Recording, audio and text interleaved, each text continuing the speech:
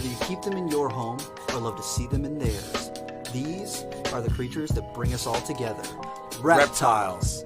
We're going to be delving into the experiences of reptile lovers from around the block and around the world. This is the Reptile Talk Podcast.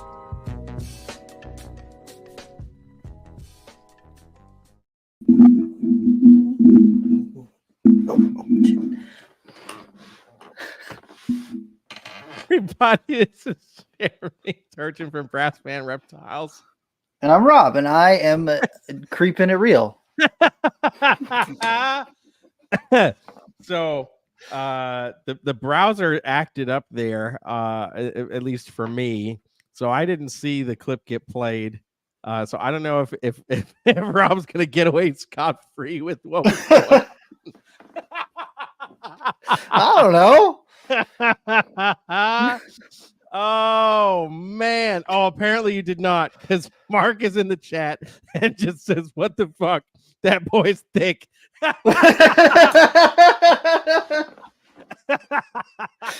Just so y'all know, that's what happens before the credits. Before we start filming, that's what happens almost every time. Yeah, every time. And it's if you ask why I'm always laughing when we start, it's typically because of that. I see a little 1x1 square at the bottom of my screen moving around. I don't have a very large butt, but it's very shapely, you know. It is a shapely butt. Yeah, this is true.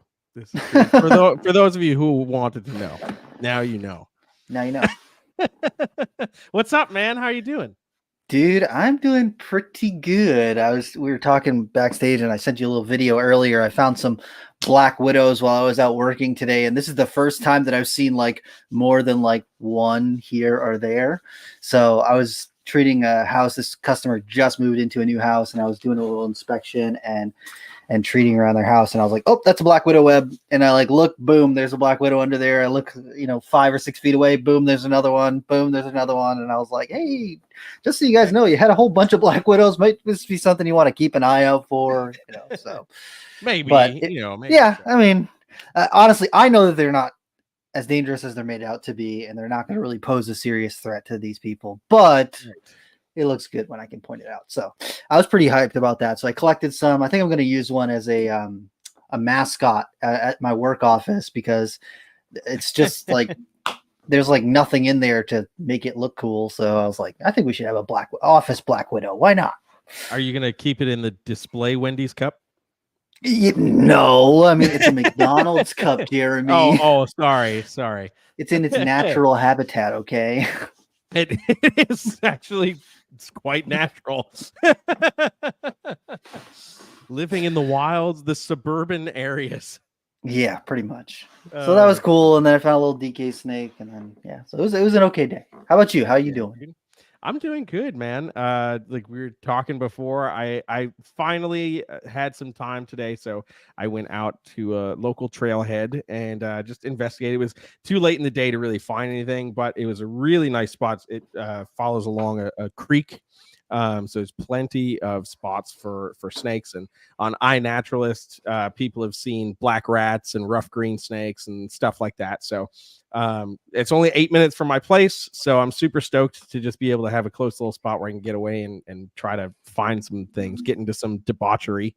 I was going to go to a different trail a little further out, but didn't really want to take a super long drive. But then we had a bear sighting very close to the apartment complex, so I opted to not venture deep into the wilderness today, just having that bit of knowledge in my brain. So just mountain things, yeah, mountain region things. It's fine, it's okay. Oh gosh. But, one more thing before we get into it today. Yeah, you'll see behind me, I've got my black box cages set up. I'm like, I had a whole bunch of stuff on my end go on, so I haven't been able to really set them up yet, but I just am now finishing setting everything up, getting the lighting, getting the branches, getting everything in there. So I can't wait to share a little bit. I got Ursula, my evil Barnack, back here, and she is staring me down like she's like right right there, and she wants to hurt me. And so Janet and then Fleb are going to go into the other two, and dude, I can do some upgrades on some stuff, and I'm really hyped. So make sure you check out Hell Black yeah, Box dude. Cages. They're a sponsor, and Yes. I love these enclosures. I can't say enough good things. I really am enjoying these enclosures so much so far. Hell yeah, dude. No, it's awesome to see those set up in the background. Hell yeah. Yeah, Meanwhile, buddy. I have the plant oasis happening back here, which is pretty cool. So That's awesome. got some things set up. I got this cage. I took a trip a while back with Lenny for our buddy Matt Baranek from Sassabeck to go pick up some monkey tail skinks up in Virginia. The hitch was he only wanted the skinks, but the woman was like, if you're gonna take the animals, like everything's got to go. And she had this cage, was going to deck out this whole cage for them. And Matt has plenty of stuff. He didn't need that. He was just interested in the animals. So he's like, if you do this for me, you can keep all the dry goods. You can keep that cage. You can do whatever. I was totally cool with that. So this is like a 4x2x4 enclosure. Damn. So we were just going to set it up for like a chameleon. You know, I was going to go grab something from our friends over at Fram's Cams and, was like, man, you know, I'm still down to do that, but it's just a lot of extra work. So I was like, you know, he loves plants. And I was like, you know what? There's plenty of room. I can set up a couple of shelves in there, get some cool other little plants and stuff. We got some pothos that we're just letting grow so we can start clipping and using in other things. So yeah, so we got the little podcast plant oasis over here. But heck yeah. So the only other cool thing I have to talk about before we bring our guest on, I hatched out a fucking emu. Yeah, what the hell, man? What? So shout out to our buddy Josh Ortiz, who has a pair of emu that laid a bunch of eggs. And I happened to go over to his place, and he was like, I'm going to give you an egg and you incubate it and hatch it, you know, see if you can hatch it. And I was like, okay, sure. You know, not thinking about having an egg rotator or anything like that. So, get the egg home, get it set up. Josh sends me a bunch of info on how to incubate it. So, basically I had to rotate it twice a day, it hatched out 2 weeks early. So 6 weeks of incubation, 6.5, 7 weeks of incubation. Rotating it every other day for the most part, maybe miss a day here or there. And I went down to Statesville to take care of my stuff. And I'm like, oh, I got to pull a clutch of Mexican Black King eggs. And as I walk over to my incubators, I happen to see this giant brown puff in the bin that is supposed to have a giant blue egg. So I was like, what the hell is going on? Open it up and just is this little baby emu. That's wild. So, dude, it's freaking nuts. Like, I did not plan to hatch out a dinosaur in 2024, but indeed I did. So, okay. Yeah. Okay. So that is a pretty fun experience. So I'm going to raise it up for a little bit, and then it'll end up inevitably going back to Josh. But a cool experience, nevertheless. Don't worry. In 3 weeks, it will be half as tall as you. Yes. I'm very tempted to keep it and make it my new security guard for gigs. I will bring it on the planes. Bro, it will have a black jacket and gold chain. Like, don't mess with me. Bro. Oh gosh. But that being said, it's been fun. It's fun watching this little thing figure out how to walk on its like oversized limbs. But yeah, it's cool. There'll be an update that goes up tomorrow on Instagram. So okay. So because now it's walking around and eating and drinking and doing all of the fun things that little emus do. So now it's cute. So maybe I'll bring it to Raleigh and just have it behind the table at Raleigh. Oh no. Terrifying. Oh gosh. Anywho, super excited for tonight's episode. We're hanging out with our buddy Matt Bowers from Peach State Pythons tonight. Let's go. get him in here, man. Flexing and flashing, man. Man, What's up, dude? gentlemen? Not too Yes, much. sir. Really glad to be here. It's Heck been yeah, a couple of years since we were able to do this. It was old school back then. It was no video. I didn't know you two, and it was just this like cold call. But there was nothing cold about it. It was super No. warm. But that was years Hell ago, yeah. man. So it's good to be back. Definitely overdue. Yes, Heck yeah, man. sir. There's I- been so no, that's much great. evolution going on as I've watched you over the last couple of years, and I love everything Right. that I'm seeing. So I was like, True. we got to get you back on here so we can talk field herping and all the stuff that you got going on, man. Yes, Hell yeah, dude. absolutely. Y'all were in different states then. So much has changed. So Oh much yeah, to it's catch up true, on. man. Yeah. Mhm. That's true. Ah, yeah, no, that as was soon as So that was you pre said, deep ocean swimming. that's- Yes. yes, right? it was. Yeah. Mm-hmm, I still think Oh, man. about that at least once a week. Yeah. You know, and what's crazy about it is, and I don't know if we've ever got to talk about it, but Daytona is so crazy, and it's just like there's so much going on. You're talking to so many people, overstimulated. That when we went out there, like the way you described it, it was just as, I don't want to say special, but like such a cool experience for me as well. So hearing you describe what was going on in my head, and we had never talked about it, I was like, Yeah. how was Rob feeling it that much too? So it was just really cool to hear that. But yeah, that's and we did get eaten, so We That's did always not good. get, all limbs are accounted for. that's right. It's true. That's right. See, these There are is an- important facts. Yeah, there's an alternate Yes, it is. universe where we both died that weekend, and For they have sure. like a memorial at Daytona every year now. They're like, Matt and Rob, they did the dumb thing, you know? Absolutely. All I'm saying is in that alternate universe, my asshole self is still like, these dumb fucks win the Absolutely. ocean." Well, we'd expect nothing less. We would expect nothing less. That's how we want to be remembered. Literally.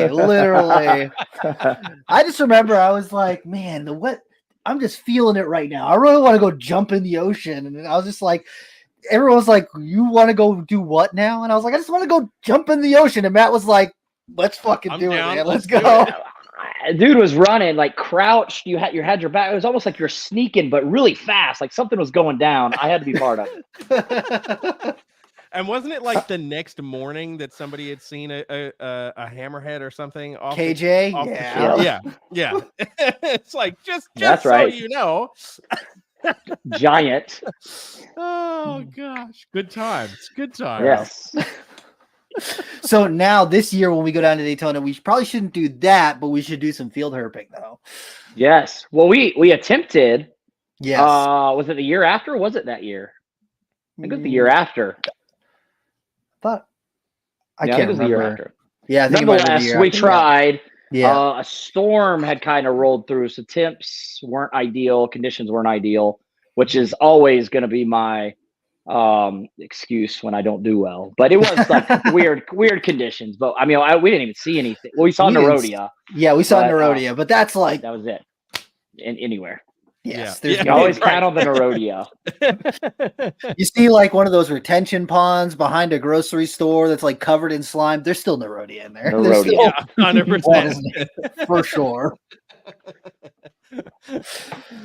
But dude, you've been doing so much field herping, and you travel a little bit for work, so you've been able to field herp in like all these different areas and check out all the stuff. And you have become a master of finding tin. Yeah, I'm so good at finding tin. Like maybe not snakes, but tin. I have stumbled onto so many random pieces of tin that are laid out. It's unbelievable. And it's really weird, honestly. Like it's just like, why is there tin laid out? And then I don't find anything under it, but I know where their tin is, whoever's it is. And all over, I did this one day. It was, I think it was last year, maybe the year before, early March. And it was starting to warm up. I went down, I drove 2.5 hours to South Georgia and was going to hit the sand hills because it was warmer down there. And I have no idea where I'm going, right? I'm just kind of looking at the map and looking for, I guess, like roads that look like sand, whatever. And I just got in this roundabout and started looking around, and I found 10 just strategically laid out there, like just blind, just going down there, had no idea where I was going. And I found somebody's 10. There was nothing under it, but even 2.5 hours away from home, I'm finding 10 out in the woods. It's crazy. I It's need weird, man. to study underneath you because I'm not great at finding 10, and I'm so used to just like looking at trails, and I'm just so used to hiking. Road cruising is still foreign to me, so and down Right. here it's so different because in New England it's like you find rock piles and you look for like rocky outcrops and things like that, and then there's not really a whole lot of tin up north, so it's like I gotta get more keyed in down here. You would think that would be 10 would be good up there because it's cooler. So you think that would be like a strategy people use. Maybe people aren't herping as much up that way. Probably not. And then a lot of the property is like owned by people or Because I was out, I think it was 2 weeks ago, I found some 10, and it was low 70s outside. Mm-hmm. So not too hot, but a little warm. But anyways, the 10 burned my hand when I was flipping it because it gets so hot. So there wasn't gonna be anything under it. But so in Georgia it can get real hot, and it's only like a good strategy at certain times. And I don't, maybe early in the morning and then they leave, or if it's really cool. And then if it's out like deep in the woods and not getting a lot of sun, then it doesn't really do anything anyway. So it's not. So it's like, it's kind of weird, but it's always exciting to find 10. And then the other thing is like, it's probably there because people are looking and had successful looking for snakes. So even if there's nothing under the 10, it kind of tells you you're in a decent area for snakes. That's what I tell myself at least. But I could have just thrown it out there. Yeah, I was gonna say I would certainly think that it was probably somebody looking for snakes or had an idea about that, because who the hell else is just carrying a random thing of tin into the woods? Right. Especially if you find several pieces and they're laying wood on top of it. And then I don't know if I would assume they've seen snakes and be like, all right, I need to target them, so let me put these out. So it kind of just tells you that there's probably stuff going on there. Unless they're just like, you know what, let's drop some 10 here and see if we find something later. I don't know, but I am good at finding 10. 10 is Zen, so I couldn't really teach you how to do it. The 10 calls me, I guess. Okay. I have no idea. It's weird. Now we're gonna call you the Tin Man from now. The Tin Man, that's a good idea. That is a good idea. That's like, you gotta boil me up, boys. That's right. Get a little squeaky over here. Getting a little squeaky. Yeah, when you're not finding things, you're like, I'm getting a little squeaky here. We gotta find some 10. What's going on? Lube me up. Oh, bro. Dude. But you've been finding like so many. You have actually been finding stuff too. Like you're not just finding 10. But I know that between how much stuff you post and how much stuff you're looking, I know that you're probably right around the same odds as the rest of us. But it's like you still are finding a decent amount of stuff. Right. Yeah. I have, and it's like you said, it's a lot more looking than finding. Yes. And it's a lot more busts than it is successes. But what's neat is when you just kind of find an area that's snaky in essence. So like I'll go and just pick a place and hike around and find nothing. But if you do start finding stuff, there's more there, which is kind of obvious, I guess, in a way, but it's almost like there's nothing, or it's a good place to find snakes. So you just got to hit enough places until you find that hot spot, and then you can revisit the hot spot. But I have gotten, I want to say, and how much of it is luck too, right? Like I can go to places that habitat is insane. You're like, this is it. There's going to be timbers everywhere. There's going to be, and you don't find a freaking decays. And then I'll go somewhere else where like there's houses here, and I'm like, this park doesn't look that good. And you walk the edge and you'll see racers and a black rat. It's just like, so there's really no telling. You just trial and error, Yeah. I can't tell you how many times I have gone to a place and I'm like, oh man, I'm going to see so much shit here. And then I spend 4 hours walking around and I see like a redback salamander and that's it. And I'm like, and then I go to like literally, I went to a disc golf course recently, and I'm like, okay. And like one of my friends was like, yeah, like this disc golf course usually has some stuff there. And I was like, man, it's a disc golf course. It's like not a whole lot of like stuff. And I started looking around, boom, copperheads, racers, this. No way. It's one of those snaky areas. Yes, it's just a snaky area. They're condensed. Yeah. It's weird how that works out. And I don't know, it's probably some science behind it or something, right? Food source or something, or maybe if there's houses around, they have to be condensed to an area where there aren't houses, where if you go out like a WMA, they could be anywhere. I don't know, but that's interesting how that works. But when you go down by whatever river, creek that you go by, you find a lot of stuff there. Oh, that's yeah, a good that area place for you. That place is covered in snakes always. Yeah. Like even in December, the place has got snakes there. And it's taken me a while to figure out that one is a snaky place, because like the first couple times that I went there, I took a different trail and like I didn't see shit, man. And then I came back another time and I found like a black rat snake, but it wasn't kind of near the water. And I was like, it looks like this would be a place where I should see some stuff, but I'm not seeing stuff. And then all of a sudden I like changed the way that I was looking at that area. And I was like, oh, snake there, snake there, snake there. Boom, boom, boom, boom, boom. And I started looking a little bit different than how I was used to looking at stuff. And then I started finding all sorts of stuff. And I've seen probably, I don't know, 6 or 7, maybe 8 species of snakes there. It was like, yeah. And you find good snakes too. Yeah. Like the first thing that I saw there. Snakes. Yeah. The first thing that I saw there, which is unfortunate, was a DOR, but it was like a 4-foot long chain king, maybe like 3.5 foot long chain king. And it was dead in the road. And I was working, I drove like by it and I was like, oh, that was a king snake. And I like whipped around, pulled over, and I didn't realize that it was hit, but I like pulled over and got out of the van, like ran out up to it, and it was dead. And I was like, oh, and so I like marked it on my phone and I was like, okay, this area has got king snakes here. I got to come back. And I came back, and that's when I like took the other trails looking for stuff. And man, I struck out the first 2 times that I went there. And then after that, I started actually seeing stuff. And then now I go there, and within 20 feet, maybe 20 feet is exaggerating, but within 2 minutes of parking, I can find snakes. So it's just like a really great spot, and it's really heavily used. There's lots of people that hike there, and people just walk right by them. I literally was sitting there photographing stuff, and people will just be walking by.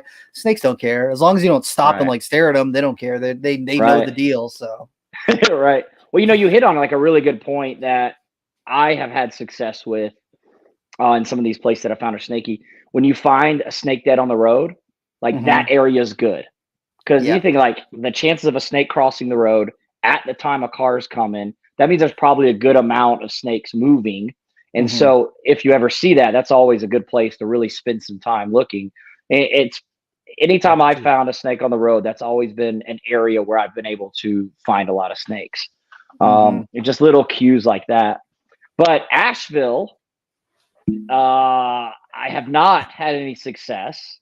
Because, I don't think there's a lot of rat snakes, I think, but the trails I found out there, and you can tell me if I'm correct or not, they kick my butt because it's the hills. Yeah. Like, it wears me out. And then if I try to get off the trail to go like flip, it's so steep that I'm exhausted after like 35 minutes. And I'm like, I can't do this. I don't know if that's what you've experienced. I didn't see a bear, but I don't know if that's what you've seen out there, but I've tried, but it's hard. No, I haven't had the chance to go out to many of the trailheads, but most of the ones that I've seen that are close to me are like they're all right at the mountains, and it's just like, man, like that's gonna be so hard to navigate. Number one, just to hike, just the trail itself. And then it's like, oh, now I've got to find a semi-flat space to where, like, if I slip, I'm not going to tumble to my doom. Right. Like, flip too hard and just go down the hill. Yeah, right. Yeah. Exactly. Or kill people below you. Like, lose the rock, just takes them out. Create an avalanche. Right. Yeah. Right. But that's I'm still trying to get Asheville dialed in because I go there quite frequently. But every time I've tried, and I'd like to think that I'm in decent shape, but it humbles me every time. And so I don't know, maybe I need to get farther out where it flattens out a little bit. Yeah. I usually stay the Biltmore area. Like I'm not at the Oh, Biltmore, okay. but outside. So I don't know the area that well. I just go to the same places. But anyway, so Yeah. it's definitely in the mountainy area.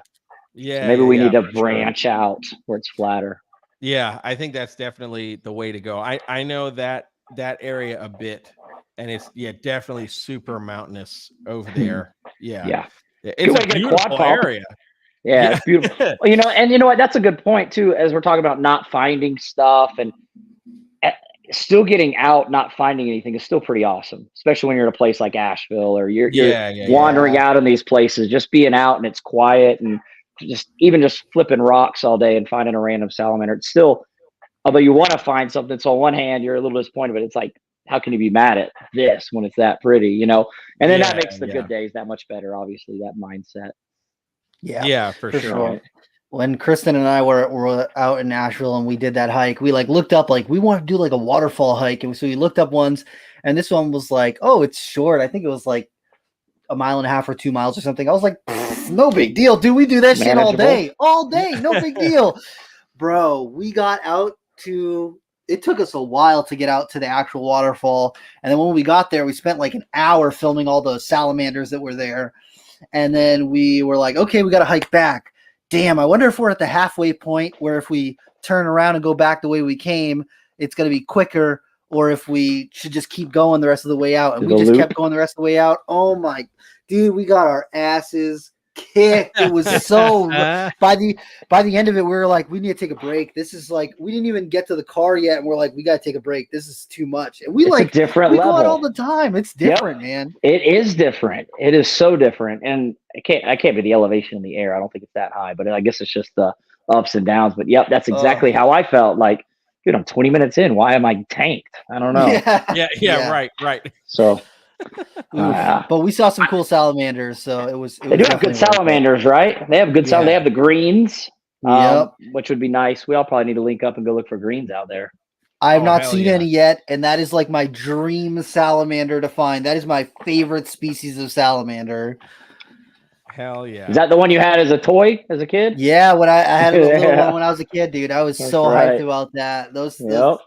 I just green. Green is my favorite color, and then a little green and black speckled salamander, and then they act like geckos. They jump and stuff, dude. Yeah. Well, I know we had found one in Georgia. Bob and Ryan did, and I got to see it. But you found it too. You found it too. Do I count it? That's still fun. It still counts. Well, I think me and Aaron were climbing boulders half a mile away, but they showed it to us. But it's crazy the environment they're on that they are identical to the rock with the moss.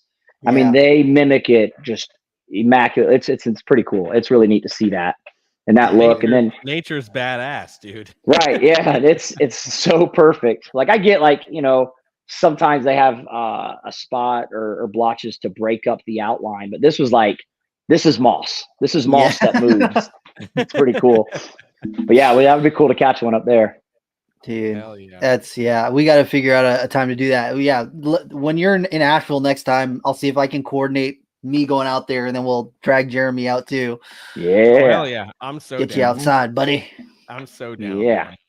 I know that was my thing today. Was I'm thankful, but for the last 4.5 months, I've had so much music work that's come in for recording sessions and stuff. My free days, I'm locked in the studio, and I'm tracking basically the whole day. And then by the time I'm done, I'm fucking exhausted, man. I've just been staring at, blowing my face off and staring at a computer all day. I want to make dinner and go to bed, And your only option is climbing a mountain. Yeah, exactly. Which is not fun. We need a plan B. Yeah, exactly. They got an elevator on that mountain, right? Yeah. But yeah. So I'm excited. I'm excited to get now. Things have mellowed out a little bit on the schedule for the next few weeks. So the days I have off, I actually kind of have off. So I want to take advantage of some of my days and actually start getting out there and looking for stuff, man. So yeah, if we can coordinate something, I'm so down. How much of getting outside and not just the physical walking, but sunlight and getting out, like it's supposed to be like really good for you health wise, especially getting Yeah, that yeah, sunlight. We're inside all day. So sometimes that's the other aspect of it. Even if I don't find anything, I need to get out and get some sun. So somebody who's in a studio all day, it might make you like Do you feel some better. good. Yeah. Oh yeah, no, 100%. Like I'm really thankful. Like where I'm at, like we have a nice balcony at the edge of the living room, so I can go out and like we have a nice mountain view and everything. So I definitely take advantage of that to just get a little bit of sun and just be like, yeah, okay, that's a fucking mountain. Like, Jeremy, Right? you got to get the shorts on so the legs don't blind people at Daytona. That's a good point. Start planning now. It takes I gotta do time. that and the tank top, man. Because Oh yeah, the farmer's tan looking good. oh yeah, man, that's how we do. Oh shit, Dude.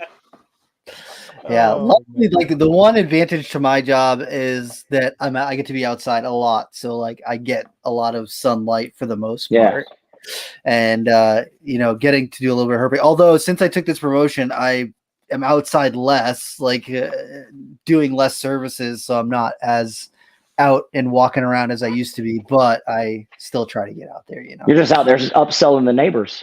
Trying to, yeah, right. Hey. Sign them up. Trying to. Yeah, hey man. I'm not really a salesperson. I've never really been a salesperson. I'm always like, if they want it, they'll get it. And then like, my job is like heavy on the sales, so I have to like step out of my comfort zone and like talk to people about that sort of stuff. So hey Rob, you don't sell it. The service sells itself. That's what it is now. Right. That's what it was today. Literally. Especially when you're cupping 3 Black Widows, you don't have to say much. You're just like, look at this. What I went service to the would you neighbor's like? house. That's exactly what I did. I literally went to the neighbor's house and I was like, hey, I just pulled these out of your neighbor's house. Like, do you have a pest control company? Because like I see that you have kids. Don't let them touch the spiders around here. You just gotta start, dude. You gotta own. Why you have corn snakes, but you just need a black rat snake, and it's like your placed black rat snake. Exactly, man. That's the kid I was working with today. He was like, man, if I was a slimy salesperson, I'd just walk around with a cup of Black Widows every day. And I was as like, you were telling me that story, that's exactly what I was thinking. Like that person's probably like scammer. You brought that from home. I know how many spiders you have. I've seen you, Rob, at a show with a backpack full of them. So I don't trust this McDonald's cup. The thing is, I don't keep a whole lot of true spiders. I like all the tarantula stuff. And that's not a spider? They're a little bit different. So like true spiders, their fangs move side to side, whereas like tarantulas, their fangs and chelicerae move forward and back, like up and down. So there's like huge, big physiological difference, like evolutionary splits that take spiders and tarantulas away from each other. I mean, that's all totally tarantulas different. Are spiders, but not all spiders are tarantulas, like the turtle and tortoise thing. I didn't know that's mine over there. Hey, remember, I was scared. I was like, Rob, what are these? You're like, oh, that one's cool. That one's cool. Don't touch that one. Yep.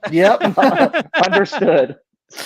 He's like, let me write that down on the top of the container. Don't touch this one. No, we have I have the little stickers, and one's green because that's the nice one. There's one that's yellow. It's okay to touch, but he's not as nice. And the one you told me not to touch has a red sticker on it. So we got the traffic lights combo going. Perfect. Don't touch the red. It's funny because like my mom has kept tarantulas like almost her whole adult life. Okay. But then when she moved down here, she's like, she didn't really want to like move into a new place with a tarantula, and especially because she's kept my first snake, my first ball python, Monty. She keeps him there, so she'll always have like something exotic in the house.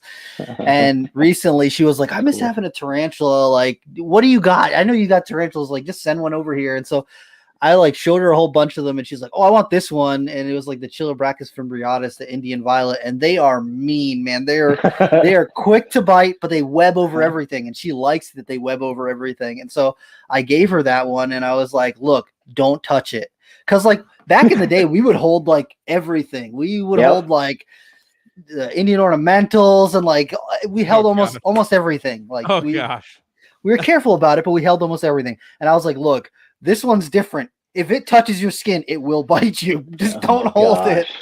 And so I ended up getting a different tarantula that I think she would like. And so I messaged her a video the other day. I was like, hey, I got this other tarantula. You can hold it, and it's still really pretty. Do you want it? I'll trade you back. And so she was like, yep, yes, I do. She wants to So hold one. Yep. Yeah, so she's gonna have the Phonopelma, no, Brachypelma albiceps. It's like a golden red rump tarantula, and they're really pretty. And I was just like, I kind of want the other one back, and because I like all the angry ones. That's what I was about to say. like, You like that mean stuff. yeah, I like the mean Mhm. stuff. I don't Red want it to like stickers- me. Come red on, stickers everywhere, man. Yeah, right. pretty much. No, I'm trying to look at like no, what I've got that you could hold. Not much. Not much. At the end of the day, it's just Rob's holding Black Widows because it's the safest fucking thing. he's Right. got. Yeah, when I grabbed these ones today, the dude I was with was like, aren't they gonna bite you? And I like poured it into my hand. I was like, nah, like their anatomy makes it really difficult for them to bite you. So like I'm not worried that it's gonna bite me right now. And he's like, dude, that is fucking crazy. Oh, I didn't know you could just do that. For the most part, yeah. Oh my. Since their fangs go side to side, their fangs are really close together, so it's Mhm. very difficult for them to like bite a flat part of your skin. I'm not advising Right. that people should hold Black Widows, but I've held Makes lots of sense. Black Widows and not had any issues. The main thing is when people get bit is they'll get stuck in their clothing and it gets like pressed into their skin, or it'll be in a shoe or something where it's like pressed into the skin. And then they are able to bite you fairly easily. But if they're just like sitting on your hand or your arm, it's much more difficult for them to be able to bite. That's a good little bit of trivia there. Yeah. And if you're Like ever you said, wondering don't if you do see, it, but don't do it, but Yeah, you know, right. do as I say, not as I do. But that's right. they if you ever see the Black Widow webs are really easy to spot if you're out and about. And like when I was in Massachusetts, I would go out and see like 20 or 30 of them in a day because they make like this very distinct web. Usually it's like at the base of a tree or near a rock or something, but it'll be real messy at the bottom, like lots of little lots of little lines, all messy at the bottom. And then away from the main portion of the web, they'll make these like 3 to 4 foot long trigger lines that go like way far away from the main portion of the web. And if you go up to it, if you see a web like that and you go up to it and you like pluck it, if it breaks, it's not a Black Widow. If you pluck on it and like pull it and it pulls the whole web and it holds like the tension from your finger, it's almost always a Black Widow. Whoa. Well, what's the invasive one? Japanese, the big. Oh yeah, the golden orb weavers. Yeah. So I those are popping up down here, and like Mhm. you can freaking like a guitar string. Oh those yeah. things are Yeah, freaking dude. tight and thick. It's weird. Mm-hmm. It almost makes a noise. It's so thick. Yeah. Yeah. Those Ounce things for are thick. ounce, That's interesting. spider silk is one of the strongest substances known to man. The what? It's one of the strongest substances, like natural substances known to man, is spider silk. Really? No Yes. way. Yeah. Crazy. Except for the one that breaks when you pluck it. 'Cause that's just a wolf basically. spider. And the strands are so fine. If you were able to make the strands thicker, it's very Yeah. strong. That's the store. It's Interesting. the store brand. It's the store. Yeah, brand. that's the great value version. Yeah. Yes. To other species of comb-footed spiders. Yeah. Dude, so what's on your target list? I know that you're about to go on on the herping Mecca trip, and then what else is on your list for 2024? Okay, that's great. That's wide open. So locally, okay, you guys got me on this one. I have never in my life ever found an Eastern hognose. So that is on the list. It has been on the lists for 35 years. Have not Okay. marked it off yet. So since I moved down here, I've been looking for one. But so that's huge on the list. I was out at a place where they had been spotted last weekend, it was, and found a worm snake. That's it. But so that's huge on the list because it's there. It's within grasp, right? You just got to get it. You know, because also on the list is northern pine. But, you know, that's kind of a reach, right? They are around here. There's a thing called Project Pine Snake, which is, well, I know it's a Facebook page, but they're doing research and they found them within 30 minutes of where I live. But of course, that's that's a target, but I don't know that I would count it as a target. That would just be like a miracle, right? To see it. But like Eastern hognose, I should be able to go look for in an area and eventually turn one up. So that's a big one. Coach whip would be really nice. They're around. So that would be a good one. And that would be like the main locals. So with that caveat, we talked about my work. I go to Arkansas for work fairly, at least once a quarter, sometimes more. And just started looking up hiking trails, and I started, finding some stuff. But then you introduced me to iNaturalist, and I was just seeing what's around there. And I've been going there. I've been working for this company for 7 years. And I just looked the other day, milk snakes, hognose, speckled kings, prairie kings. Arkansas's freaking got crazy snakes. And they're all within their I sent you a picture of the speckled king I found. That was at one of my communities, and I just saw some rocks. And so I told the manager, I was like, hey, let's flip a couple rocks. And she was like thinking I'm like crazy. She knows that I like snakes, but so I flipped a rock, caught a skink, and I was like, dope. I was like, let me get a picture. And then on the way to the car to get my camera, I flipped a log, and there was a speckled king. And that had been big on my list. And I was like, holy shit. And I don't cuss a lot, but I was like, hold on, I'm just walking around. And I'm her boss, and she's like seeing this guy just freak out about this snake. And I was literally just walking around like, holy shit. Let's go. And she's just watching this. And she knows of my like herp interest and stuff. So she understood, well, maybe didn't understand the level of excitement, but anyway, I was like, do you have any idea what this is? She's like, snake. And I was like, yeah, but speckled king snake. I've been researching these because, so I'll try not to get on too far of a tangent because I jump around, but in Alabama-ish, they're Eastern blacks, right? That's where they kind of fade out. But allegedly, I believe it's Birmingham-ish, there's a population where they're Eastern blacks, but they're speckled. Like, and I don't know how that taxonomy works, but they look like speckled, but they still call them Eastern blacks, but they're speckled. So I've been playing with iNaturalist, trying to find, and I was going to take a trip over there. Well, anyways, I'm at work in Arkansas, just flip a random log, hoping to find a reed neck, and there's a freaking speckled king in there. Lost my damn mind. Luckily, I got her. I was like, here, hang on to it while I go get my phone. And she held on to it. She liked it. That's when I realized, like, well, there's some stuff here. And so then I started looking at iNaturalist, and I was trying to find speckled king snakes. But then I realized and they have really cool milk snakes. They're not super red. They're kind of like faded light pastel. I don't know. But they're neat. And that's right, like 20 minutes from where I was at. And so that's going to be a place where I usually go there once a quarter. I may frequent it more. They may need more visits from the boss, I'm just saying, just to make sure that everything's running appropriately. So that'll be a cool place to explore. I might get my Eastern king snake out there, and the speckled are just amazing. They're insane. So, and then where I'm at in Georgia, so I'm closer to, like, I guess I'm not far west, but pretty far west. I'm definitely west of Atlanta.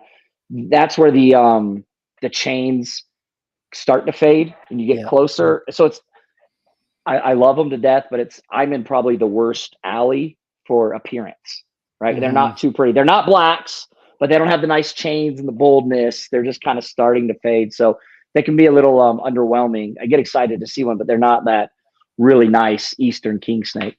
So the speckleds blow my mind, or the speckled, because I found one. That's it. But, I did find that that mole king snake one time cruising. And that was just like weird, because objectively they're not super pretty. They're neat because they're rare, but it's not like you see it and it's popping. But it was just like, why are you crossing the road right now? So that's pretty cool. But the prairie kings are the same. Rob, you may know they're the subspecies, or they're related some way or another. I don't know. But anyway, they're like a little heftier. They're a little more bulky. That's right. They get bigger, right? But kind of similar. So those are out there. So that'd be just neat to find, just to mark another one off the list.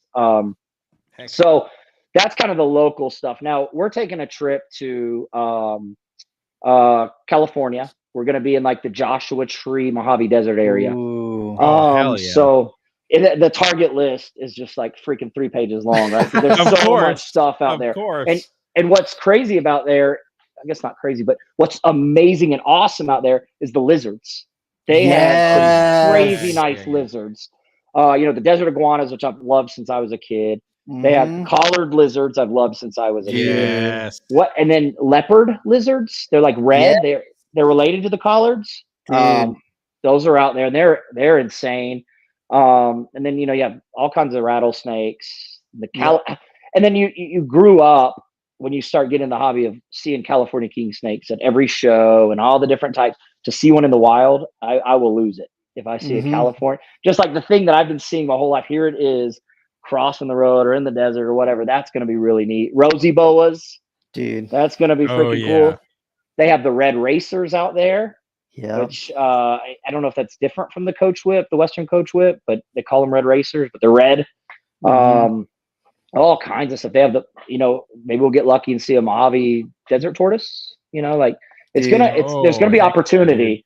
And then so I would say for anybody who doesn't know, so I was trying to find marbled salamanders, and Rob finds them all the time. So I was like, dude, tell me where. And how are you doing this? And so Rob gave me the pointer. He said, he's like, just find a nature preserve around you. So that's the first tip Rob gave me. So I just said, nature preserve near me, hiking trail near me. And that's what I do when I travel too. But then Rob's like, and then you can also try this iNaturalist. And so Rob turned me on to that. And that's how I found my target species of salamanders. Because this year I found the marbled and then the spotted, bro. Which is unreal. Like, I was not ready for their size. I thought they were like marbles. I think they're a chunky little thing. When I took my first one, I was like, what is that damn thing? And then like from here to here, it was crazy. And that was honestly all because of the iNaturalist. And so anyways, getting back to California, I played with iNaturalist on it, and we just randomly got an Airbnb. Bob picked it out, and it was near things but there was no like strategy really. But around it is just, there's like this road, and there is every species that I just named that you want to find, plus that are all within a couple miles. So at least spotted around there, right?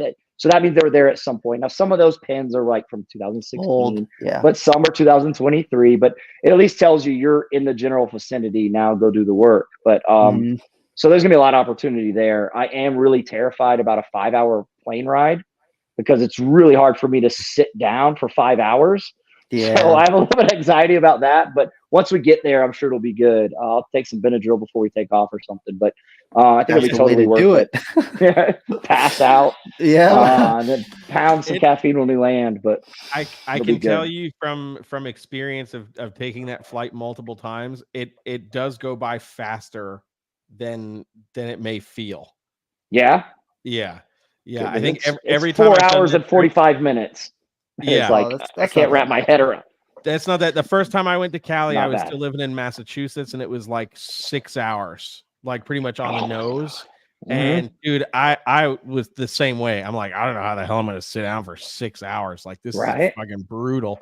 And honestly, I was like, I had an early flight, so I ended up sleeping for a couple of those hours, and then the rest of it, I was like, I'm in-flight movie. Let's go. Like Lord of the Rings. Let's bang out 3 hours. Nice long one. Dude. I like that strategy. Get it done, man. Just pop in the headphones and you're good to go, dude. But it does go by a lot. If you can find something to distract yourself, it will go by super fast. That's what I'll have to do. Plan on that. Just have a game plan.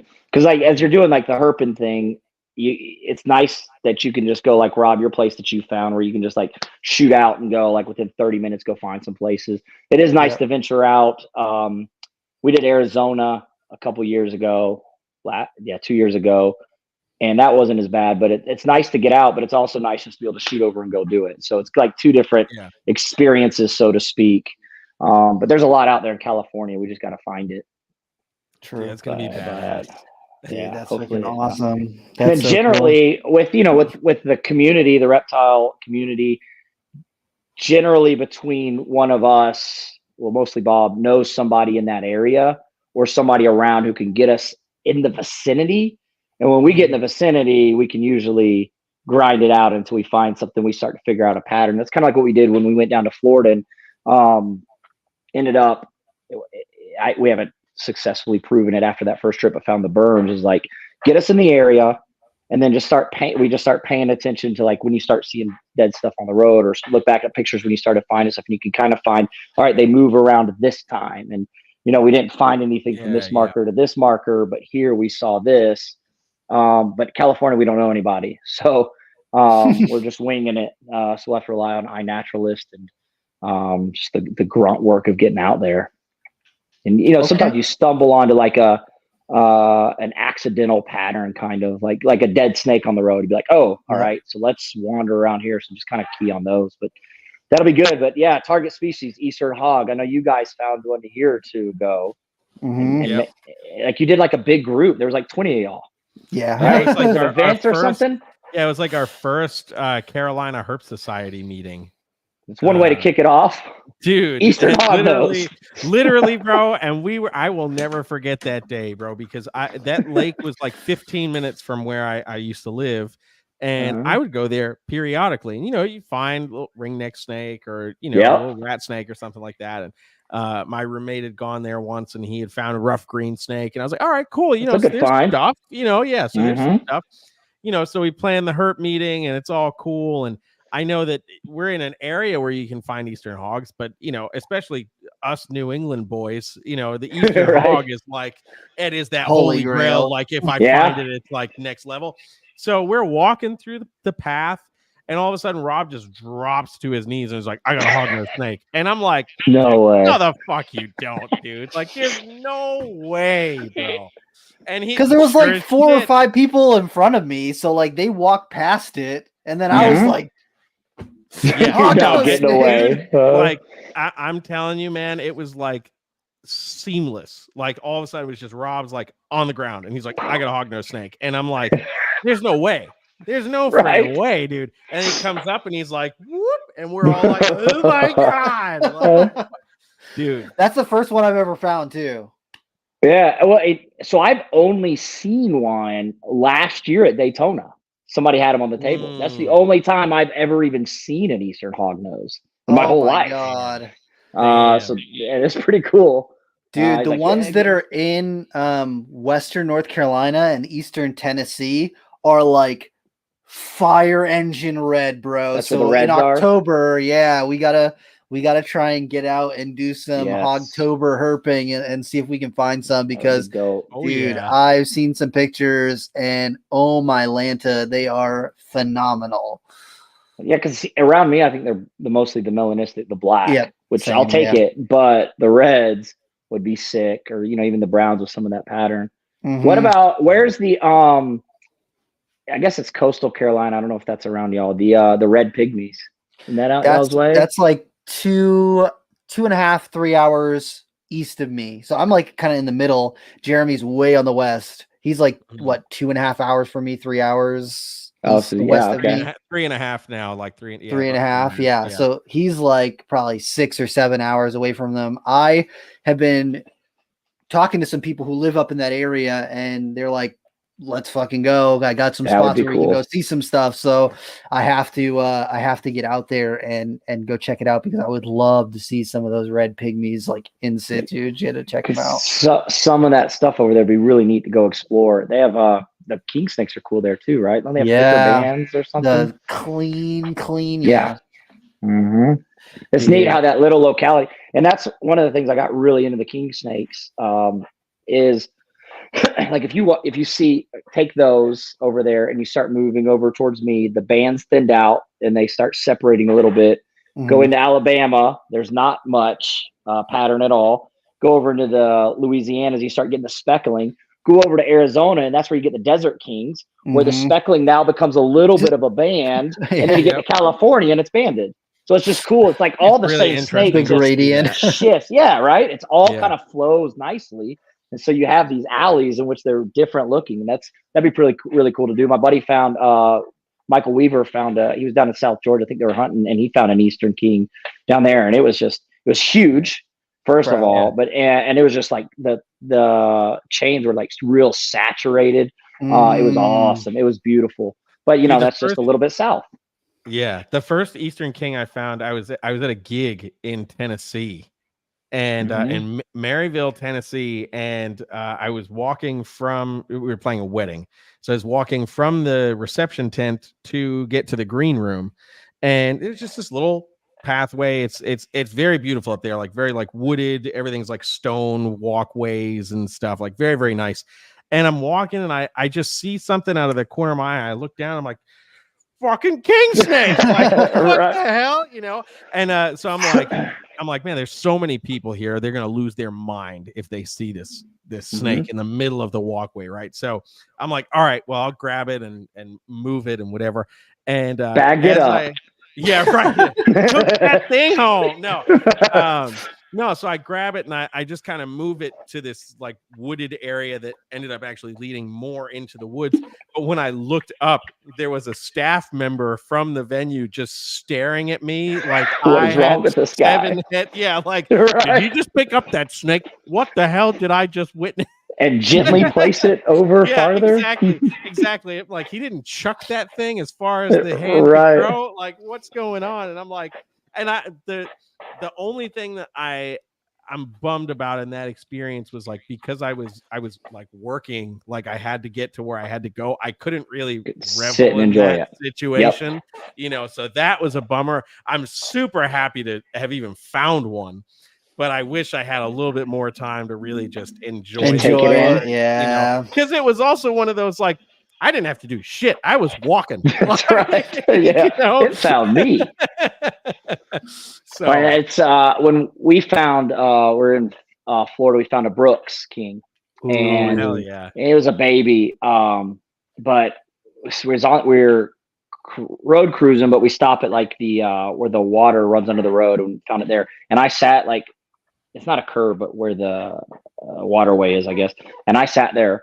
And the guys were looking, and I just sat there and just took it in, because it was just that snake was just so amazing. It's just a little baby, but it's just soaking it up. So yeah, pretty fortunate to have not been working, because I did like with the speckled, like I got to like play with it for a minute, but we actually had work to do. I was there for a day, but yeah, to sit down and just really take in that moment. And like when you found the hog, one thing that's really cool is being able to share it with somebody, because when you find stuff by yourself, it's cool. You do your story, like lifer, but when you're with people and you find that lifer and everybody's going nuts, hype, it's like, it's a different experience when you can actually be with somebody and high five. And the other really cool thing about your story is when we find these lifers or these like monumental snakes, so to speak, you remember it, like you remember the first time you found that. And I remember my first Eastern King, so where I lived in Georgia, they have golf cart paths everywhere. And so we used to just ride our bikes, and you'd see, it was like the old school road cruising. You're just riding your bike,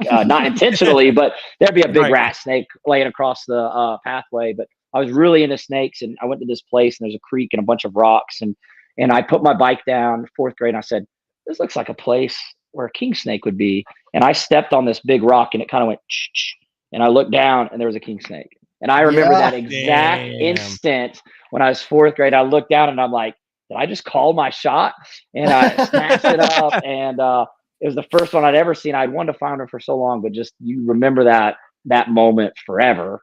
It's pretty neat. And probably like the staff member, like, that guy's weird. Like, how I just had like 4th grader remember catching king snake. But yes, because we love this, and it's like it just sticks with you, man. Especially when you look so much, you look for so long, and then you get it. And especially if it is, like you said, a target species. Like, I'm going, like the spotted, I'm going to find a spotted salamander. I think they're here. And luckily it was like the 10th log I flipped, and I'm like, I did it. Like, when you're looking for it and you did it, that's pretty cool. Well, what's y'all's target species? I'll let Jeremy go first, because I got a list. Oh man, I think for me, and probably because like I still have not found one, and it bothers me, especially knowing that like my roommate found one at the lake by us, like rough green snake. Rough green. Ooh. I gotta find one, dude. in the past 3 years, I'm keeping count, I have found 10 dead on the road. Oh, in 3 years, not found one alive yet. Damn. So that is a good target. Kills me, like, so roommate finds one there, and then one day I was visiting my rat guy, and it was late. Like I got there super late. I ended up leaving super late.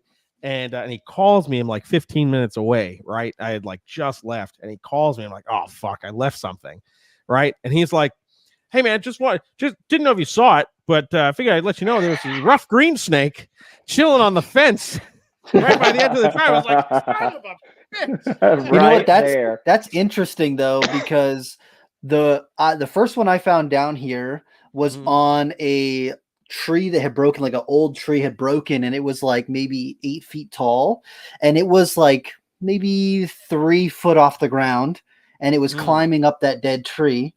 And then when Cody Levac came out and did some herping with us last year, I was looking on the ground because we were at the water snake spot, and I'm like looking down, and he's like, dude, you walked right past this green snake, and there was a down log, and it was like just about eye height. Oh wow. And it was just cruising right along that. So how much you want to bet that we're not seeing them because they're like at eye height or just a little bit higher, and we're looking down? We're not looking in the spot where they're at. Yeah, that is a good point. They definitely climb, and they're green like leaves. Yep. So that makes sense.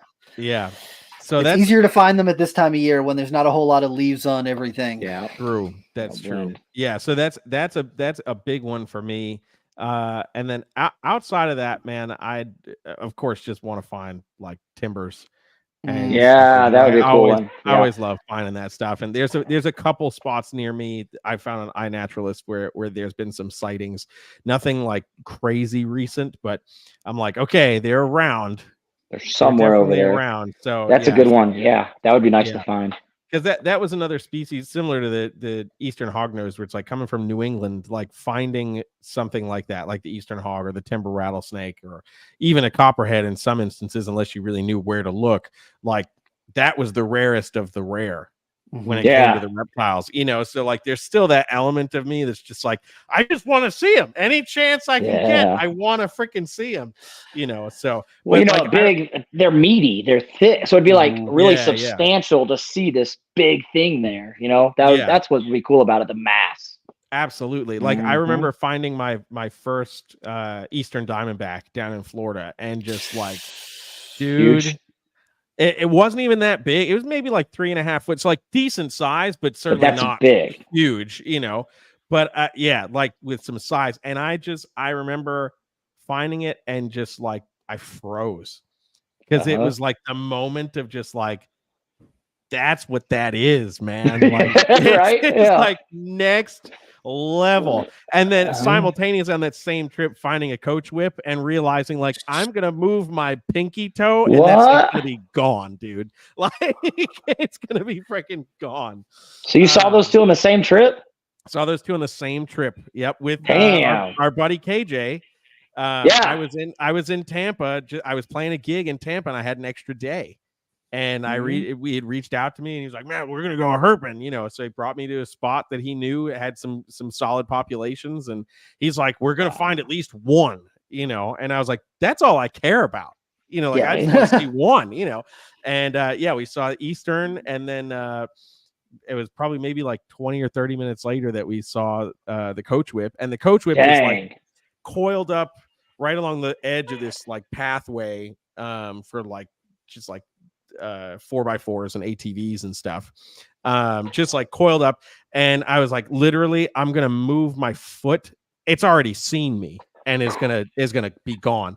And like, sure as shit, I took one step off the path and it was gone. And it probably was like 5-6 foot, because I mean it was coiled and looked like a friggin' lasso, dude. I was like, oh man, and they have big eyes, so they can see huge. Oh yeah. That's why I was like, I'm gonna move my pinky toe and this thing's gonna be like gone, bro. And that's cool. That's a good trip.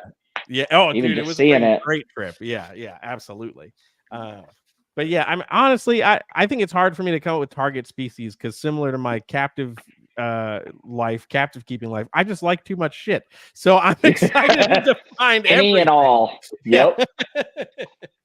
I like that. Heck yeah, man. Dude, so what's Rob got? Oh my god, I got so much stuff on my 2024 list. Here comes the journal. Hang on.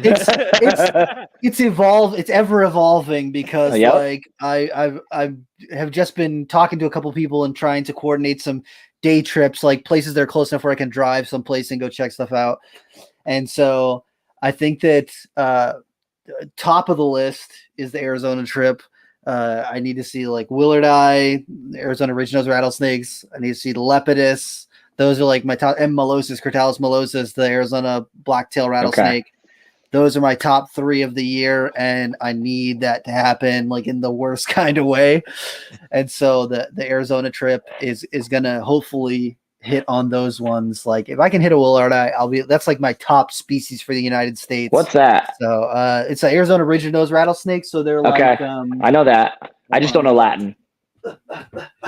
I think I've got, yeah, I do. I bought the hat at last Daytona, but they got the painted face. They're like little dwarf, they're like pygmy. They're not. Oh, pygmies, are they really? I didn't know really that. Small rattlesnakes, and they're found in like really high elevation. So those are like tip top of my list that I want to see. And so that's on my 2024 list. And then I really, really, really want to, for North Carolina, I want to see, what was that I was looking for? I want to see mud snakes. Oh, yeah, good call. Yeah, those are really cool, but they're kind of more coastal. Cottonmouth in North Carolina would be really tight. I really would like to see one of those. Timber rattlesnake from North Carolina is another one. And then for the Daytona trip, I really want to see coach whips. And dude, David Levinson just messaged me today. He sent me a picture of a speckled king, and I was like, bro, that speckled king is insane. And then he sent me like a whole bunch of other pictures of stuff that he was finding, and he saw coach whip, and I was like, dude, I saw that picture. Whip, oh my God. Oh, it was phenomenal. And the face is so black, like so dark, and the eyes just like stand out. I was like, dude, that is like phenomenal. And he saw hognose snake and like all they saw hognose, the speckled, the coach whip, dude, because they're in that Midwestern area where there's a lot of snakes. It's like you think about Arizona, you think about California, you think about Florida, but you don't think about this little Missouri quiet Midwestern and Arkansas, just loaded with stuff. Yeah.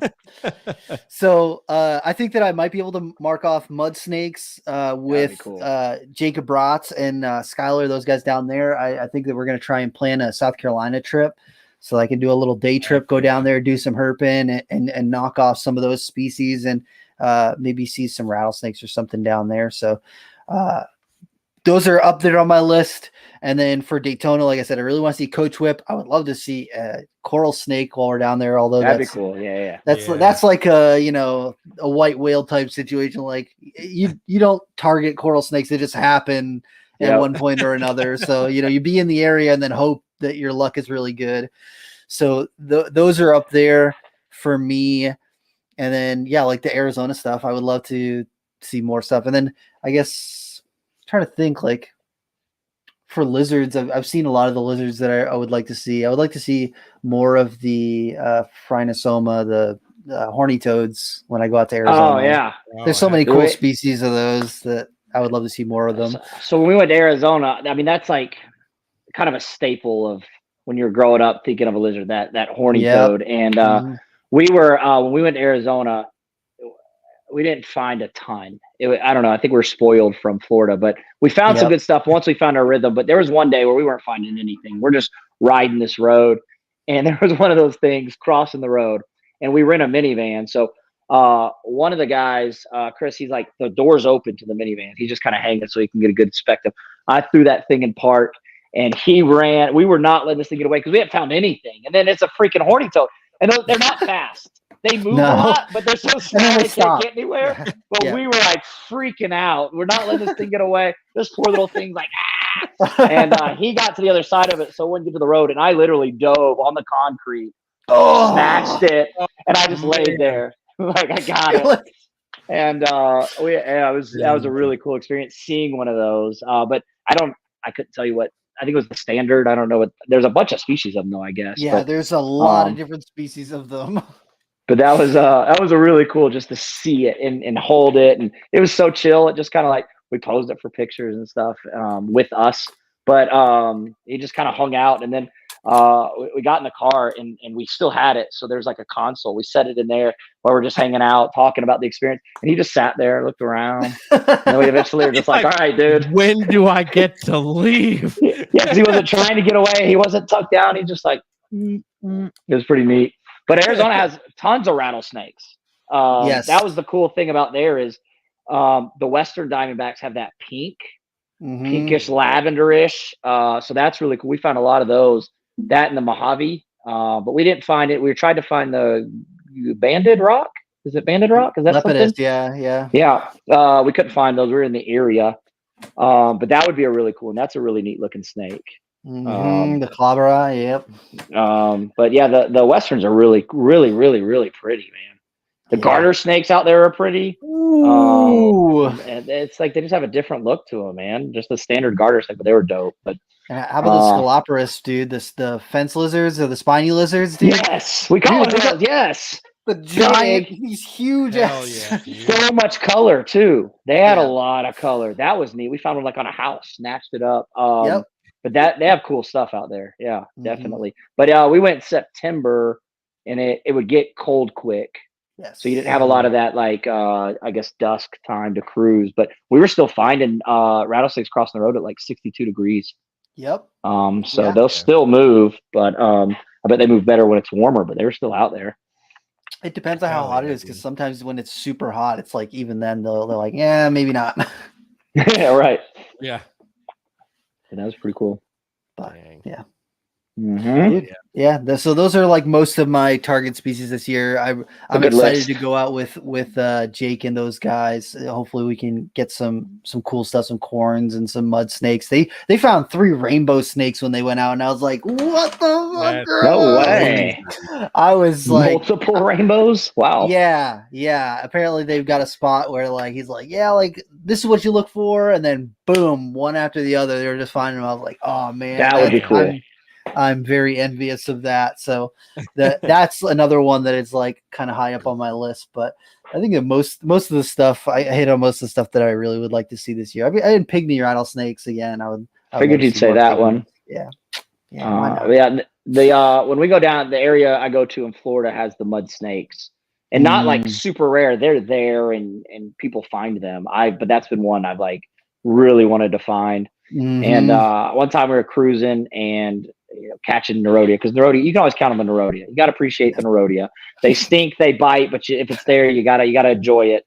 But then this like family drives by and they're like, you guys finding anything? And it was like a dad, his daughter, and like the wife, and they're just in this like, little family sedan cruising. We're working really hard, and they're like, yeah, I found some Nerodia. And they're like, oh yeah, we just cruised a mud snake crossing the road right down there. And I'm like, are you kidding me? And they're probably just driving. We're getting out and looking and flipping stuff and waiting around, and they just cruise past. Yep, it is. And that road cruising is like, I have to remind myself of that when we're doing it, because you'll be driving and then you'll see a car behind you, and you're like, you're not passing me because you're not going to get to the snake first, but it's a game of seconds, because if you think about literally 30 seconds difference, the snake's not at the road yet, and they wouldn't see it, and then you do, or maybe it's on this side of the road. So I always get that, the anxious feeling, oh, here they come. Do I speed up? Do I slow down? What do I do? Because I don't want them to find my snake first, but you got to remind yourself, it's just random. If you're in the right spot. I'm just worried that people are going to hit them. That's my fear, is like the person is not there for snakes and they're going to hit it. Right. Yep. And I have because the road I cruise here, it's 4 miles long, and so I just ride it back and forth. And so I know by the time I do a couple laps, I know every twig that's on the road because I've stopped for it, every dark spot, everything. And so when I go and come back, and then may not see a car on the road, but then I see a car, and then just past the car there's a snake dead. It's like that guy just hit that. Or that person that always, and it's always a big jacked up truck, but it's always like, dude, I have been cruising back and forth, not seeing anything. This person hits it, right? That always stings a little bit, but at least you're in the good area, and it helped you ID a snake that was out there. I put a positive spin on it? I don't know. I'm reaching. I guess I'm reaching here. I guess. Gosh. Yeah, I mean that's one way to look at it. So yeah, Yeah. it's I guess.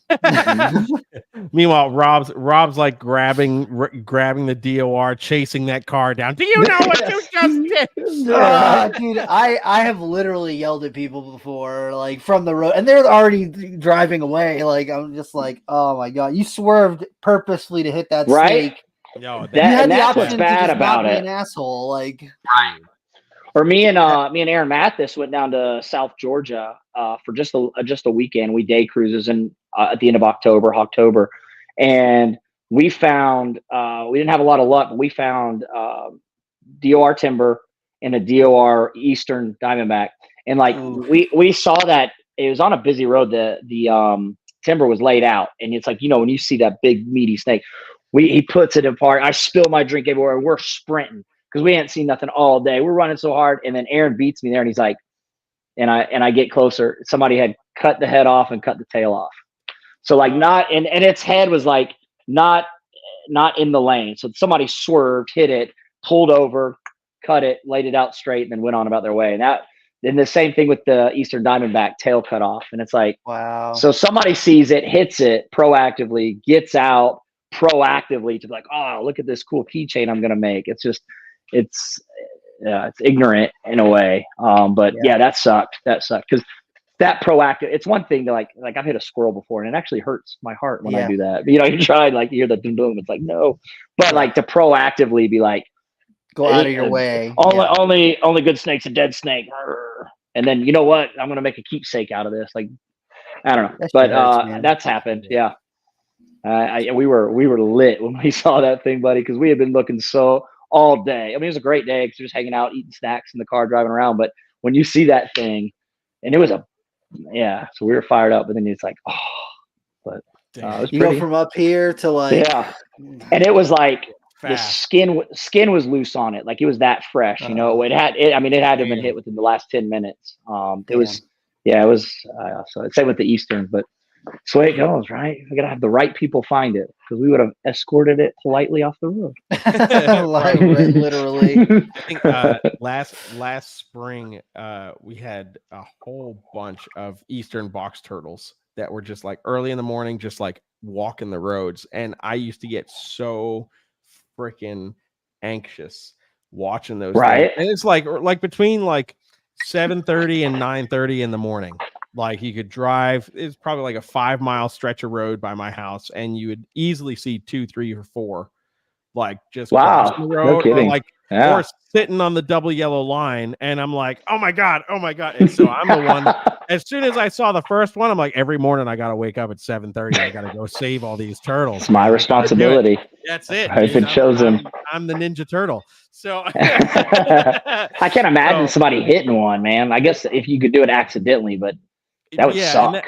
Dude, like that was the biggest thing. And I'm so thankful, like the community that I was in, like they were very, very hyper aware of the time of year and that turtles were crossing and people were swerving to move away from them. And I was like, good. Okay, this is cool. I'm still going to stop and move it across the road. Yeah, but of course. Like that is really cool to see that people are at least aware of like, hey, it's turtle time.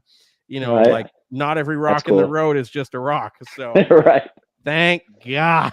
That's cool. Because dude, that would be like the ultimate soul crushing freaking thing, dude. It's like it's a turtle. Everybody loves a turtle. Even if you don't like reptiles, you like turtles. How do you not like a turtle? Especially the nice, cute, rounded shell. Come on. Exactly. It's like, oh, hey, look, he went in his shell because he's scared. Like, don't kill that. Don't hurt. Right. Oh man. Man, I'm trying to think of who it was. There was some celebrity who like tweeted like, "Oh, are box turtles endangered?" Because I just ran one over, and dude, I was so heated when I saw that. Like, why? Oh my god! I even post that. I don't know. He's like, it was a joke, and I was like, "No, that's not a joke, dude. Not a cool joke." Yeah. No. That was several years ago now, but I'm still upset about it. Yeah, right. Still cuts a little deep. Yeah, the wound is never fully healed. Blake Shelton, that's who. Was it really? That's right. Yeah. No kidding. Yeah. Oof. I was upset about it. I don't know why. I was like, Billy Ray Cyrus was stuck in my head, but I just looked it up. Blake Shelton.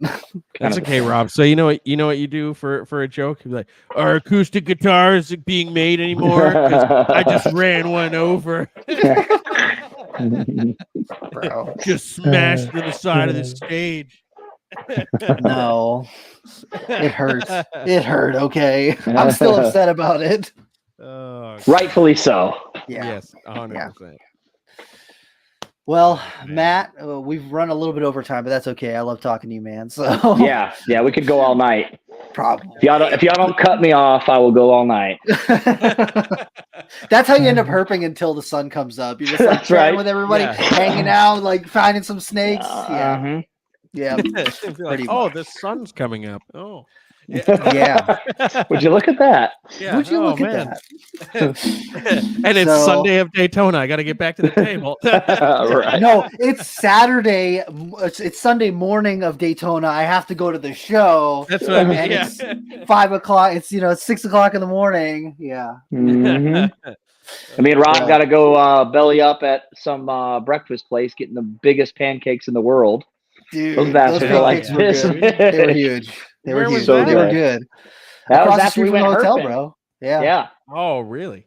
Yeah, we did our early morning herping trip where we basically got skunked, and then we were like, I don't really think I want to go to bed yet. And he's like, I don't think I'm going to bed yet either. And I was like, I'm about to go grab breakfast. So we were like, let's go grab some breakfast. Let's go to the diner. I eat a lot, so generally I'll have to order like 2 entrees, and so like I definitely got humbled because they brought out these pancakes. I think I'd ordered something else, and I was like, oh my God, I could have ordered one of these and been full for the entire day. Yeah, they were amazing. It was a good to-go box. Yes, it was a good to-go box, and I think I got like a pancake and then a not a French toast, a waffle, and I was like, oh man, I should have just done one of these. Just one. It was so big. Hey, just the random memories, man. It's good stuff. Hell yeah, dude. That's where it's at. Cool. That's where it's at. Absolutely. And I got to get down to Georgia to do some Georgia herping, man. Yeah, man. We definitely need to link up for that. I could definitely put you on some good ring neck spots. Everything else is going to be by chance. That's okay. I mean, you see lots of stuff, man. You see the earth. You see lots of earth snakes and lots of. What about my morph earth snake, dude? That pastel, snake. Yeah, that thing. Yeah, whatever that was. I could take you to that spot. Maybe get you on a morph earth snake. Maybe we can do some line breeding and just really bring earth snakes to the hobby for everyone. Look, man, y'all think that like Kenyan sambos are cool because they're small. You think that that African house snakes are cool because they're small. Just wait till you get a load of a baby earth snake. These line bred earth snakes. Epic, dude. Hey, I stress out just thinking about what you would have to feed those babies. Right. Yeah, what do they eat? It's got to be something like termite larvae or ant larvae or something. That's actually a pretty good idea. Actually, yeah, because with the stuff I'm flipping has a lot of that around it. Yeah. So actually, you just dissected that so fast. Good call. It's the worm snakes, dude. That's where I see the worm snakes. If I flip a rock and there's like a ton of ants under there, more than half of the time there's a worm snake there. So I'm like, that has to be what it's eating, is just sitting there eating the little larvae or whatever. So maybe. Cool. And then when I slide up to Asheville, we need to link up, Jeremy. Because absolutely, dude. Just let me know. I'm up there. Yeah, because I go up there more than frequently. Yeah, that would be great. Yeah, absolutely. Actually. That area is like highest concentration of salamanders in the world. So is it really? Yeah. We got to get on that green. I want to be there when you find your green. Dude, I'm going to be hyped. Yes. Yeah, because the Biltmore area, if you're in the Biltmore area, that's probably 25-30 minutes from me. So not no kidding. Very far at all. Yeah, because that area is small. Like if you come to Atlanta, you could still be an hour away from Atlanta. But like Asheville is small enough that we got to be right next to each other. Yeah, absolutely. And I usually go up there for a couple of days anyway. Oh yeah. And then I could extend it. We could do a weekend or something. But yeah. Oh hell make that happen. Absolutely.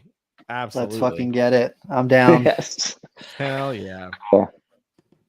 All right, man. So wrapping up the episode here, I really appreciate you coming on. But we always have the one question that we ask at the end of all of our episodes. I was literally just thinking about this yesterday. I was like, should we start asking a different question? Because I don't want things to get stale. I want things to be new and exciting. But I'm going to ask you the same question. Just we're going to brainstorm a new question. Dude, I've been thinking I about don't that for want the things last. to be stale, but But we're gonna stay the same. I'm curious to see what he's going to say. Okay. That's fair. So- That's fair. What in the realm of reptiles, whether it be something that you're doing or something that you've seen online or something that you're planning on doing in the not so distant future, what is something that has you excited about reptiles right now? Excellent segue. You see Tubbs? Oh yeah. I got some Yes. colubrid stuff going on. So yeah, so not just self promotion. I'm excited about colubrids, but or that I'm doing some colubrids. Just the like you talked about the evolution of what got me in to Peach State pythons. I've always been into reptiles, but what got me into like, yeah, let's start doing this, try to build a brand, try to get known, and then where it's gone because it started with berms, which I can't keep anymore. So, and then, I started getting a little more retics, took over a collection, and then just watching my own evolution and just, I guess, just expanding the depth of the fun, right? Yes. Because one of those is a California king snake clutch, like Dude. basic, Yeah, dude. general, just what you see all the time. But I'm just so fired up about it, just because it's so different from a retic and the big snake and the cleaning, and it's just like you have this little thing that's fun, and so really excited about because you had mentioned what's going on with me, so in the reptile world, just this expansion and just seeing what comes out, hatching new species, and just I guess mentally where this takes you personally and what you see other people do. Like it's like with Bob, I know he's working with some like garter snakes, and just watching people do different things and enjoy different aspects and not just be stuck on one thing, watching myself do that as well is what's kind of exciting. And so that's a good question. And maybe you don't need to change it because that question is so broad that you can really get into somebody's headspace with just the general question, because that could go so many different directions. So the additional feedback I have is keep that question going, I think. Yeah. Because like I said, I'm talking about my stuff, but somebody could be talking about a new species found overseas or whatever. But for me, so I got Appalachicolas. Ooh, hell yeah. And I got the Cali Kings, and then I've been working with the bull snakes a little bit, so I got that going on too. So just new neat stuff and just learning, I guess, a deeper level of what I like, which is probably everything. I'm a lot like Jeremy, like give me one of each. But just cool to be able to take. And I guess the other aspect of that is like, I started with the berms, and I tried to create this look in the berms, that leopard look and that light hypo that I got real excited about, and created what I wanted to be a snake where somebody's like, oh, that's a PSP berm. But maybe having the opportunity to do that with other species and not have to be like pigeonholed to this one species, which evolves over time, but then being able to shift with the changes in legislation and stuff too is another thing that is kind of cool for me, because they shut down like this. I hatched this snake. This is my snake that they put on the shirt, and it's a berm. And so I have this, like, I don't want to call it a legacy, but my snake's on this forever, but I can't have them anymore in Georgia. Yeah. But it doesn't shut me down. It's all right, cool. Let's see what these Appalachicola is all about. Let's see, I got that boa from Nerd when you were still working there. Like, something may be going on with it. We'll see later on. But like what, where you can evolve as things get thrown at you, what can you do to still have a great time doing this? And that was a 30-minute answer to your question. So it's a great question. I like it. Lots of levels to it, man. That's a really good one, man. Got the gears turning up there. But that's what I'm excited about. It's just, I guess in summation, to wrap that up, is just you have a lot of opportunity if you like the snakes. So you don't have to do one thing. It doesn't have to be ball pythons or whatever. You can go field herp. You go field herp in your backyard. You can go to Arizona. You can breed, scrubs. You can breed Appalachicolas. You can bring Calis. Whatever you like. There's an avenue of appreciation in at all angles. Hell yeah. Hell yeah, dude. Dissertation. California king snakes were always on my list of things that I wanted to keep one day, and I have not I've not personally kept them. Mhm. But I remember going on, man, I cannot think of the name of the website now, but they had the like 50-50 Cal Kings, black and white, and then they also had on their website the black ones with the white stripe down the back. And Scissor crossing? Seeing those, like, Scissor crossing? I don't know, something, dude. Yes. I like those. I remember seeing that when I was, 13 years old and just being like, this snake is so amazing. It's so cool. And like, this is like taking it to like way, way, way back. But like when I was young, I don't know, maybe 10 or 11 years old, I liked to like burn incense and just like sit in my room and just like think and like read reptile books and stuff. And I had like a burn box, and I had this box that I like painted the top, and I wrote blood python across the top of it. And then on the inside, I wrote down like what snakes I want to keep. And I had like vine snake on there, and California king snake was on that list. It was like vine snake, California king snake, Borneo short-tailed pythons, then blood python on the top. Yeah. That's pretty cool. Yeah. And you got the Borneos. That's your jam. I've got the Borneos. That is so cool. A ton of Borneos. I've had the vine snakes, Oxybellus vine snakes. I've had blood pythons, and I've bred blood pythons, and Cal Kings are still, I've not taken that step, but they're always something that I've enjoyed. And have you seen like freshly hatched king snakes? No, I have not. Dude, they are so, they're just like when they come out, their scales are like a little different. Like, to me, they just feel a little bit different. They feel like they come out and they're already toddlers. They're like, let's fucking go on. No way. Take it on, man. It's one of the things that's always made breeding them very enjoyable, because they come out and they're so robust, and they're also very willing to eat. So it makes cool. That's nice. Much better also. And but they feel like they're just ready to go. That's neat. Right, cool. Jump, dude. Right. Well, I look forward to that. Yeah, it's like the Cali King is just like nostalgic in a way. Yes. I don't know, because it's simple and they're fun, and they're real easy, and so that nostalgia of it makes it really cool. But yeah, that's something to look forward to then, because that clutch actually just dropped today. Dude, big congrats. That's 60 awesome. days. Yeah, man, that's pretty cool. Dude, that's tight. I'll have to send you a picture too, because before I met you, I was working in Maine at this pet store, and this guy was like, hey, I need to surrender my king snake to you. I can't keep it anymore. And he dropped off that and like a couple other things too, a boa and some other things. But this boa was like this big around, and it had wrinkles because it was so overweight. And when he said a king snake, I was like, okay, like a king snake. I've seen king snakes before. And apparently this king snake, he fed it a small rat every 5 days. Like, and not like a rodent pro small rat, like a medium rat every 5 days.